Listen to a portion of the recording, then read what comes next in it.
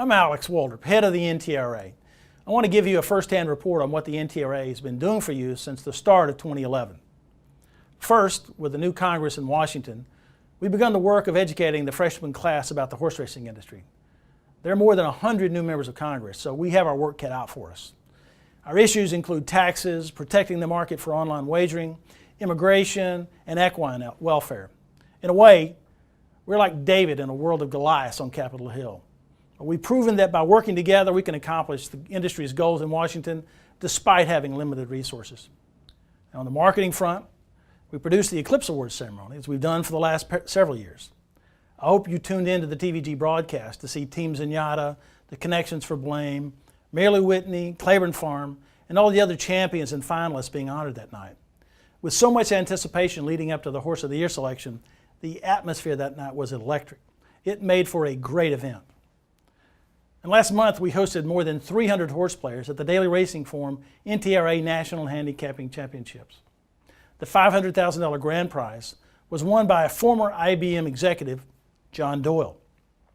Next year, we plan to give away $2 million. That's a huge leap from our $200,000 prize just a decade ago. We have some great news from NTRA Advantage. We just extended our contract with John Deere for another 2 years. It continues a partnership that began more than 10 years ago. Deere is one of the best-known brands in the world, and our industry is its second largest partner, right behind the U.S. government.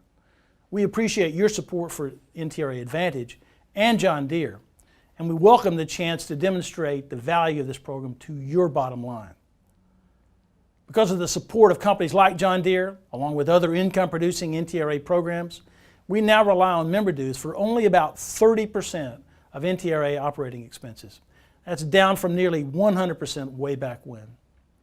Lastly, the Honorable Tommy Thompson, former head of the U.S. Department of Health and Human Services, an independent monitor for the NTRA's Safety and Integrity Alliance, recently delivered an independent assessment of the Alliance progress for 2010. Yes, he criticized the industry and the Alliance for its lack of progress last year when only 5 additional tracks were accredited. But he noted that the Alliance is on track to accredit as many as 25 tracks in 2011. That includes as many as 8 or 10 first-time tracks. Well, that's a brief look at our last few weeks. I'll be sending you periodic video updates and blogs. But you send me an email at alexwaldrop@ntra.com to share with me your thoughts. Thank you.